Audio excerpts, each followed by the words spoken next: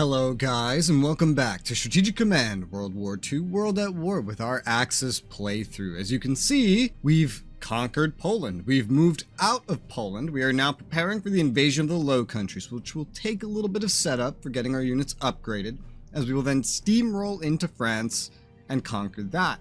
Japan has had some progression as well. We're getting our Chinese front expanded with strong armies, and Italy is finally getting some research done. We've already done the entire turn last episode, so let's hit end turn and go into it.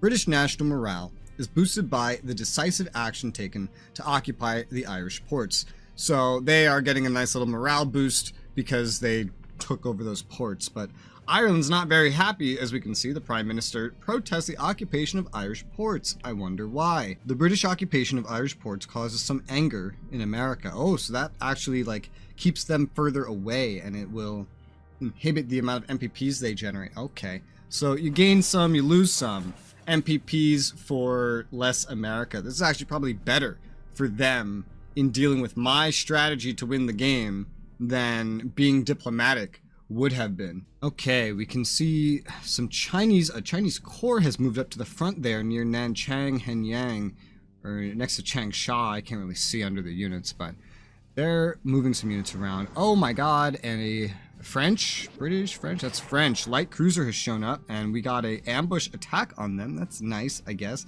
Dealing damage to the French is not the most important thing. We're gonna have to, oh wait, why are they moving these around then? Where are they going? I don't know. They've reinforced that army back up to 10 strength again, and HQ is moving up. That I guess wasn't already there. No, it's moving away now.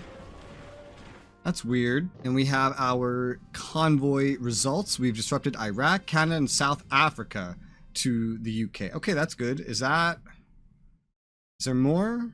I think there's more. No, there's not more. Okay. Wow, Iraq lost 17, Canada 16, Canada 6 or 12, Canada 13. We disrupted that 3 times. South Africa twice. 11 and 1. That's probably all of what South Africa was sending. That's pretty good. This might be like all of what Canada was sending too. Axis are advised to respect the neutral Western Hemisphere. The U.S. Secretary of State has communicated the following statement to the American Charge Affairs in Berlin. The U.S. government has adopted a declaration of general neutrality and established a Pan-American security zone. This zone averages 300 miles in width and runs south from the city of Halifax through to the Caribbean and west of the Panama Canal. It is requested all warring nations refrain from any belligerent activity within this zone.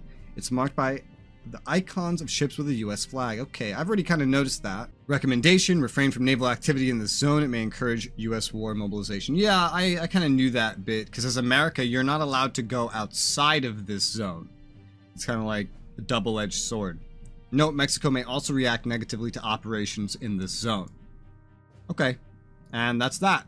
We have 2 new units. The Japanese garrisons that we started recruiting 2 turns ago have arrived. That will come in handy for maybe moving some corps or something. Alright, so as Germany, let's get started on some upgrades, especially for the front line. Advanced tanks, oh man, that completely changes the look of the tank.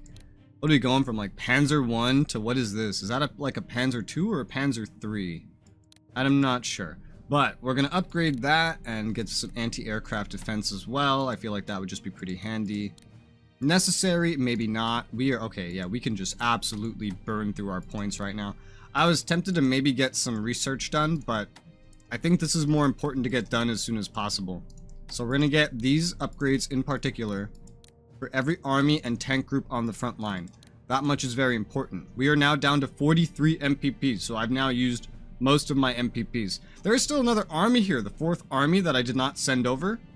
There's not exactly room on the front for it, but I'll still give this one an upgrade because I could operate it directly into the front line pretty quickly. I'm now down to 5 MPPs. I've upgraded the front line and some stuff that will end up on the front line. Maybe like operate it right there into Luxembourg or something.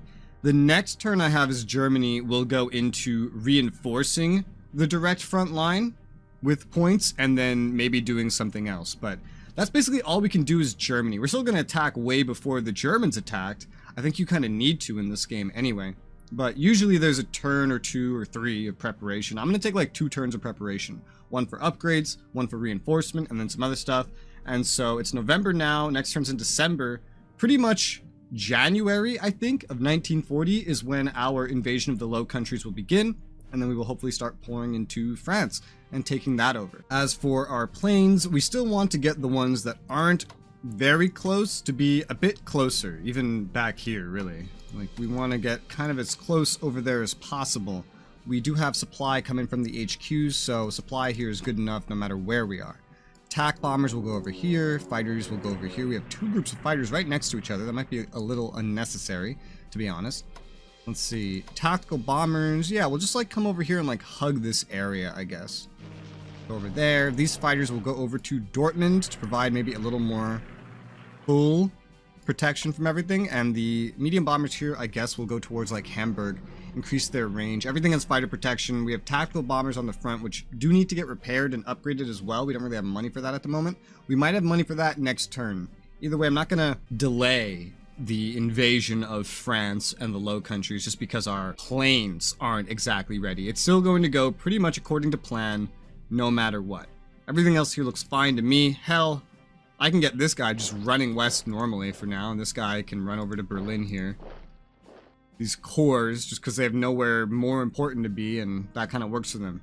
Italy has 90 MPPs. I will put this into finishing getting the Gazzoni HQ up to snuff. He's up to max.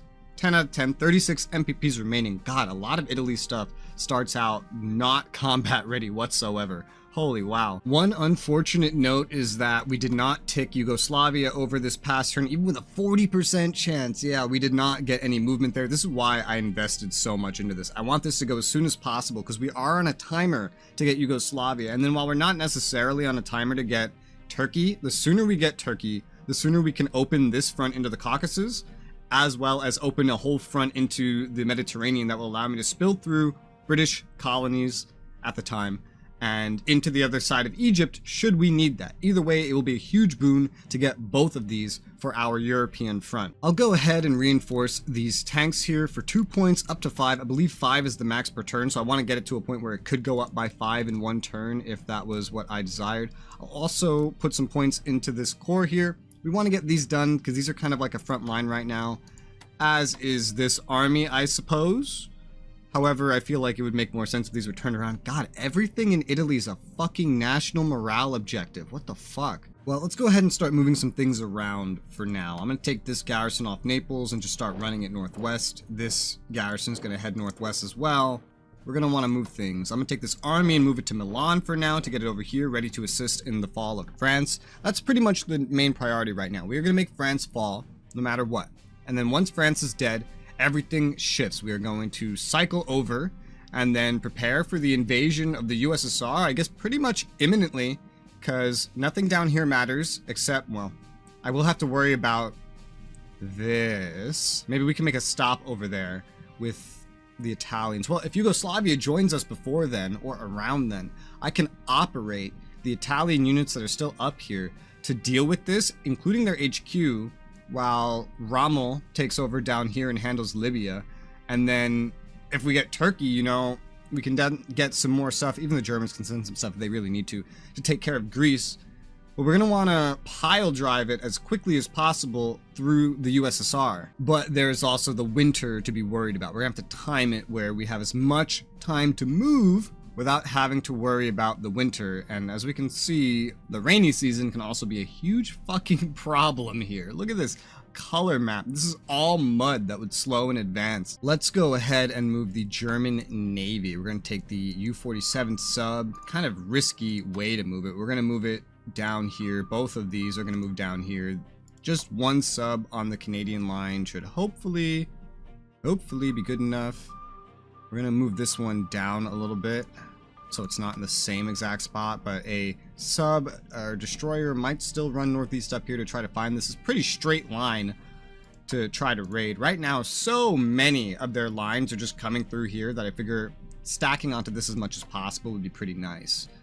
I will move this one west and then up north a little bit. So we're still raiding this big chunk since we're overwhelming the South African one anyway. I just don't want to risk a surface ship engagement if at all possible.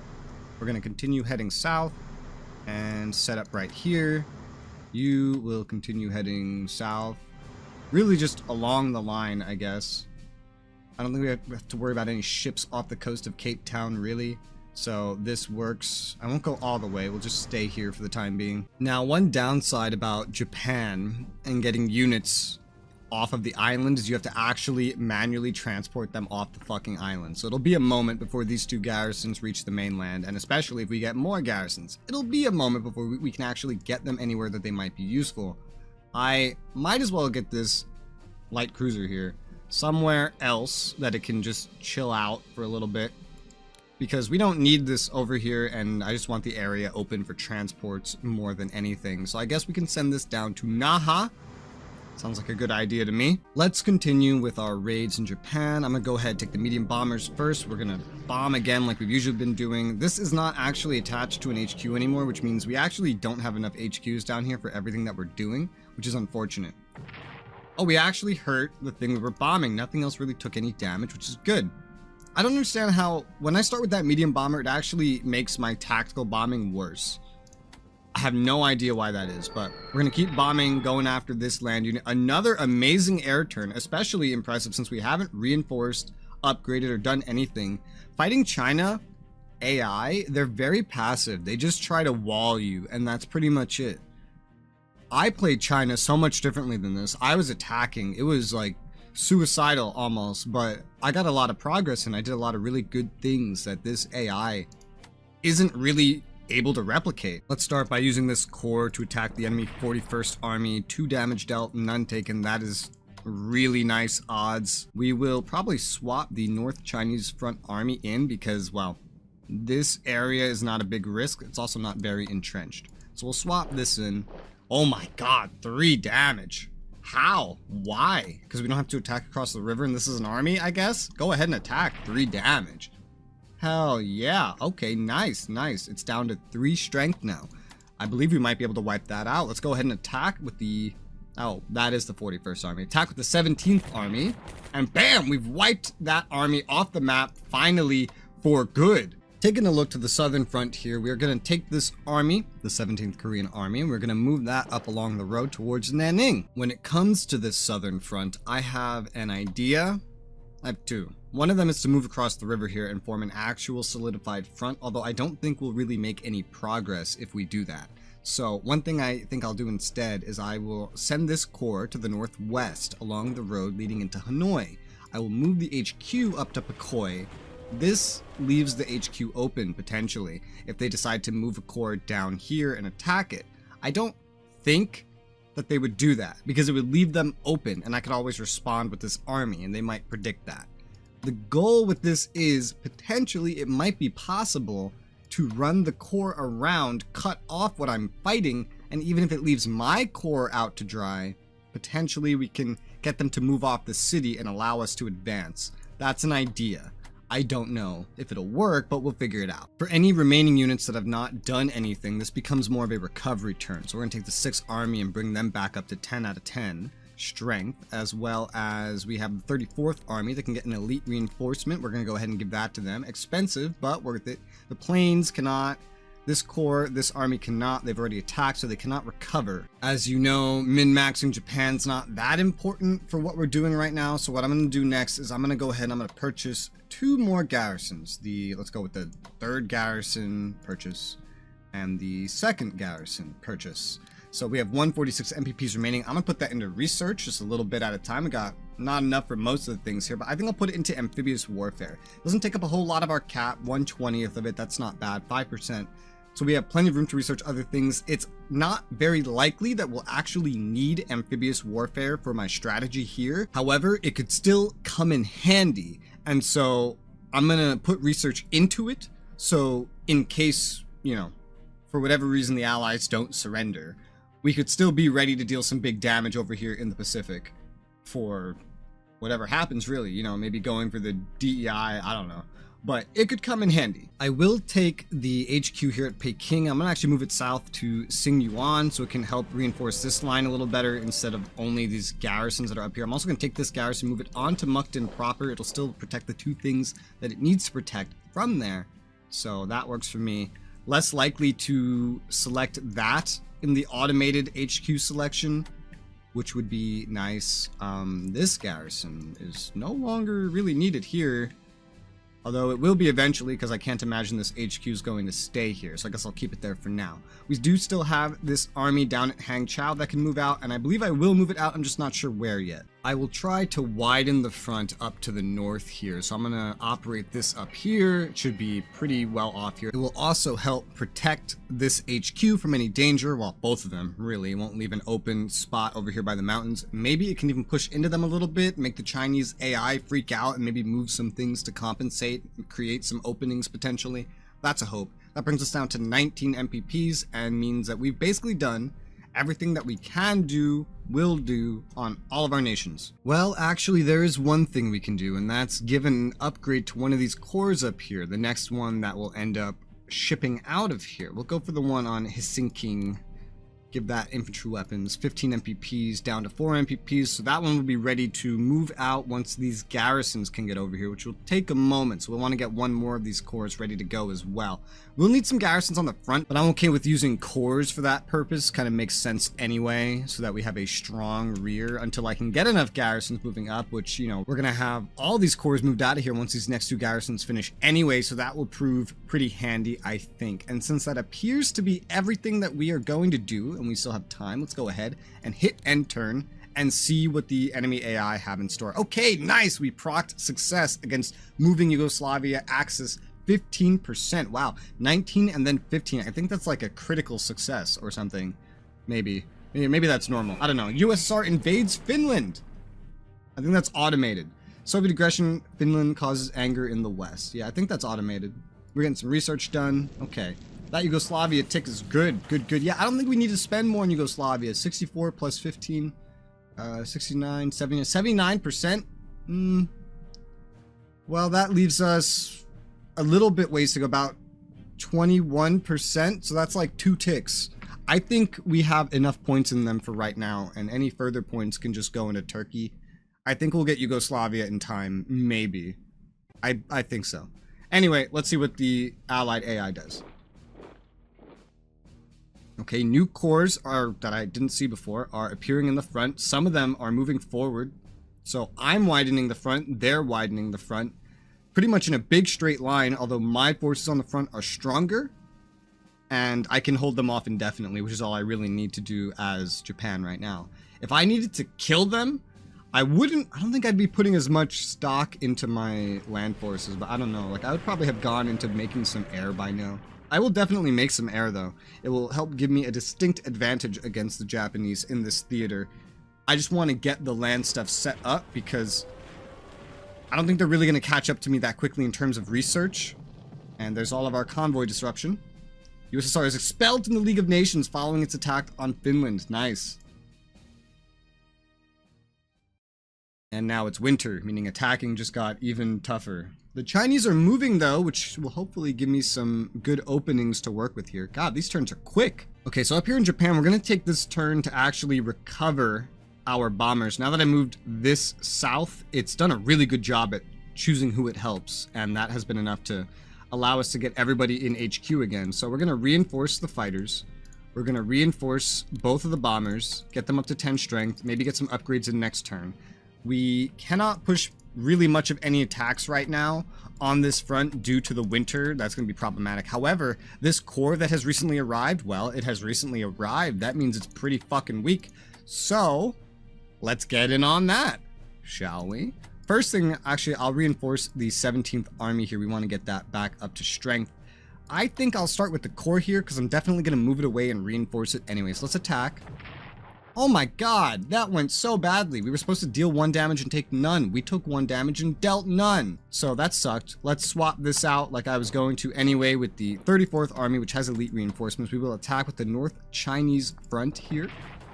We dealt 2 damage. We took no damage. That's pretty good. That is also exactly what it said we would do. So let's swap that out. Get the 1st Kwantung Army here. I don't care about losing my entrenchments here because, well, number 1, it's winter. It's hard to attack. Number 2, we're ahead on tech anyway. And number 3, these are armies. So the Chinese can't really push me in this area anyway. So let's go ahead and attack with the 1st Kwantung Army. Dealt 1 damage, took none, just as it said. Once again, 34th Army, attack. Dealt 2 damage, took none, even better than it said. Can't swap again, sadly, but we are beating up this core, giving them something to reinforce, spend their money on. That will be nice. Again, it'll be a little bit easier once the event kicks in that allows Pak Goi to cut off the Kunming-Hanoi Railroad. That will help us get around. Oh, wow. Ooh, this wouldn't be a fair trade, but we could definitely get something done here. Look, I can flank. I just can't flank perfectly. Looking back at the homeland, we are going to transport this garrison, 15 MPPs. Okay, we will go ahead, land it here, plop it down. It should just be able to walk to where it's going, like, well, right now, to be honest. We will upgrade this core so that it gets ready to move as well. We will transport this garrison as well, drop it off in the same place. I don't believe we can operate it. No, well, that's unfortunate. We'll operate it next turn then, because that's what we're gonna do. Because that's what we're gonna do. I will go ahead and pour some Japanese research into command and control to buff up the HQs that are on the front, allow them to control more, because that will be pretty substantial considering we have 4 there. Ideally, I also need to sack some of them, but just trying to do one thing at a time, what I can do. Anyway, that's pretty much it for Japan. They're at 22 MPPs, not much else we can do for them. Focusing very heavily on China and just China right now, not really trying to set anything else up right now. That's fine, that's good. Italy has 79 MPPs. Wow, we're gonna put that into primarily reinforcing things. Let's start with this tank. Oh, cool, we can get that all the way up to 10, perfect. Also this core up to 10, perfect. And then there's this army. How is supply on the front? I can't even tell, I think, because maybe by looking at these guys. 10, oh, it's very, very high from what it looks like. Okay, well, you will prepare to kind of go down the road towards Marseille, because that's on this side of the river. That'd be pretty handy, because that's where we're going to push to try to do anything. Although I doubt we'll make a whole lot of progress, it's still worth trying. Our mobilization as Italy hasn't really gone up much. It's at 69%. It started at 65. Hasn't changed this past turn. I will take these fighters, though, and these bombers, and I'm going to move them up. They're going to start reinforcing as well soon, and because they're going to take part in the fighting. I will take this garrison, and I want to get it on Genoa eventually. It can't get there right now, so we're just going to put it next to Genoa. There is this garrison, which I guess I'm going to put over here on Naples, just kind of guarding the western wall here. The Navy can keep this protected. This can guard the west. I didn't expect any of this to really come under attack or be threatened, but I figure it's still pretty good to set them up in logical locations, right? All right, looking at Germany, we have 231 MPPs to spend. We have to make them count. Let's reinforce the front line first. That's what matters the very, very most. They've already been upgraded. Now they need to be reinforced. We're down to 179 MPPs, and everyone on the front is nice and well trained. It is currently winter, December. Do I attack during the winter, or do I wait till the winter is done?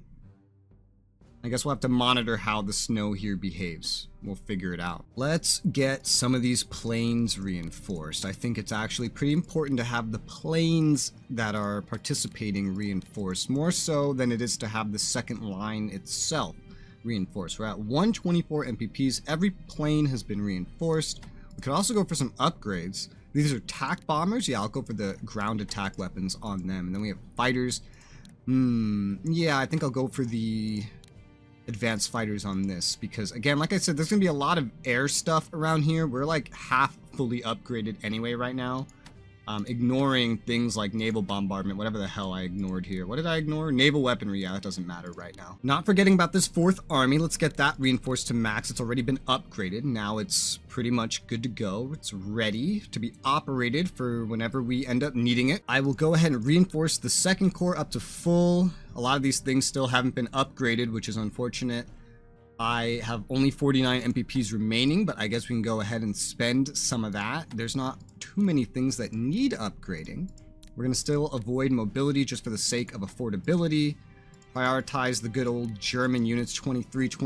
That leaves us with 3 MPPs and some upgraded cores, everything reinforced. That's good enough to start an attack next turn if I so wanted, but we'll have to keep an eye on this winter and kind of figure things out when we get into next turn. We also need to probably move around our ships here. We don't want to get too close to Canada. Definitely don't want to get too close to Canada. Let's move back down the line. pick a new spot to start raiding in. We don't want to stay in one place. Moving around can be confusing. I learned that while hunting these subs as the allies. I know I can have 2 subs up here just because, like, Canada sends a lot of supplies down, so I actually might send one of these subs over there potentially. For now, we have a pretty good thing going on with all the raiding that we're doing. I'll go ahead and move this sub out. We're gonna move down and right there. You can move south and then right there back to where. Okay, there's a light cruiser here. Well, I don't know why this is here. It's not good, but it's also not the worst. I'm just gonna move back a touch, and it shouldn't technically know I'm here, meaning it would have to run into me again, but that should hopefully be fine. I'm gonna keep these subs down here because we might actually just be able to damage some stuff, potentially. I'm gonna kind of crisscross a little bit, come down here. Let's just go right down the line, just in case maybe they can run into this sub. And we try to just raid all the stuff coming from the colonies still. And then we have down here, we're gonna go this way, down here. Okay. And now you're gonna go there, go down the line, and stop over here. Get to raiding South Africa. Nothing from South Africa is making it to the UK. We are raiding the fuck out of all of that. I don't have any more submarines. I'm not sending my surface ships out of Germany to handle that. Besides, we still need some stuff to deal with the Russian fleet, and so I think this will be good. More than just being good, I think that will actually be everything. I think we've done everything that we're going to do for every country. Yeah, and so this is a pretty good place to leave off on this episode. Hope you guys have been enjoying it so far. Let me know if you have any suggestions. I'll get back to you in a comment or something, or in a later video. Hope you think the strategy will work out pretty well. Let me know if you have any critiques, if you're someone that's played a lot of this game. And we'll hit end turn next episode. Yeah, for now, thank you guys very much for watching, and I'll see you over on the next one.